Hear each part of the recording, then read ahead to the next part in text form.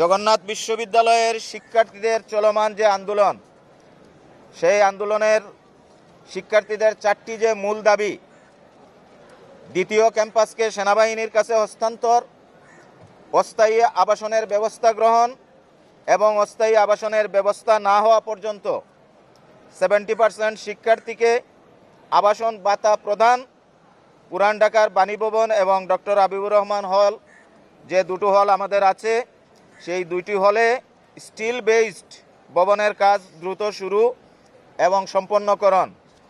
এই 4টি যে দাবি, এই 4টি দাবির প্রতি শিক্ষক সমিতি সর্বাত্মক একাত্মতা পোষণ করছে। তারই অংশ হিসাবে আপনারা সবাই জানেন, আমাদের এখানে ক্যাম্পাস সাংবাদিক যারা আছেন, গতকাল আমাদের শিক্ষার্থীরা যে অনশনের ডাক দিয়েছিল, আমরা সমিতির পক্ষ থেকে সেই গণ অনশনে আমরা অংশগ্রহণ করেছি এবং গতকালকেও আমরা আমাদের পক্ষ থেকে আমাদের সর্বাত্মক একাত্মতা পোষণ করেছি। এই আন্দোলন যতদিন পর্যন্ত সফল না হবে, আমাদের শিক্ষার্থীদের এই যৌক্তিক এই আন্দোলন শিক্ষক সমিতির পক্ষ থেকে দ্ব্যর্থহীন কণ্ঠে আমরা এখানে ঘোষণা করছি, আমরা এই আন্দোলনের সাথেই আছি।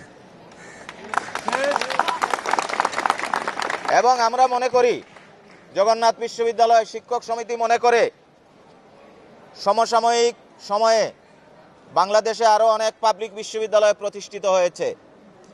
সেই পাবলিক বিশ্ববিদ্যালয়গুলো শিক্ষার্থী যারা আছে তারা আবাসন সহ অনেক সুযোগ সুবিধা প্রাপ্ত হয়েছে।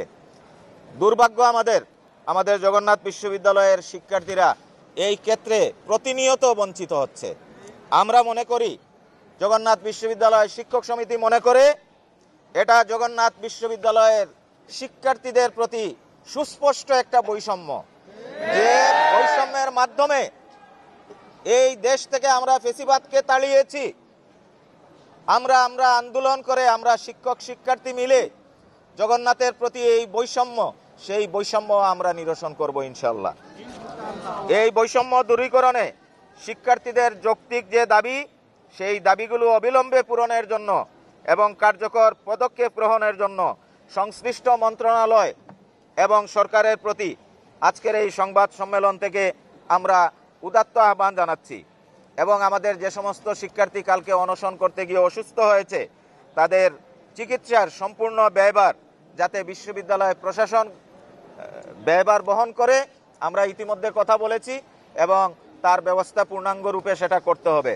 আমরা ইতিমধ্যে অবগত হয়েছি, আমাদের মাননীয় ভাইস চ্যান্সেলর একটু পূর্বে আমার সাথে কথা বলেছেন, উনি মন্ত্রণালয়ে আছেন এবং মন্ত্রণালয়ের সাথে উনি বৈঠক করে আমাদের সশস্ত্র বাহিনীর কাছে ক্যাম্পাসের কাজ কিভাবে হস্তান্তর করা যায় সেই লক্ষ্যে আগামী বুধবার একটি সভা অনুষ্ঠিত হবে। উনি আমাকে মৌখিক জানিয়েছেন, হয়তো বিশ্ববিদ্যালয় প্রশাসন থেকে সেটা আপনাদেরকে অবগত করা হবে। তো আমাদের বক্তব্য অত্যন্ত সুস্পষ্ট, প্রতিবার আন্দোলন হয় আবার আন্দোলন থেমে যায়, এবারের এই আন্দোলন যেন শেষ আন্দোলন হয় এবং এইটা সফল না হওয়া পর্যন্ত আমরা শিক্ষক সমিতির যারা দায়িত্বে আছি, আমরা আমাদের শিক্ষার্থীদের পাশে থাকব।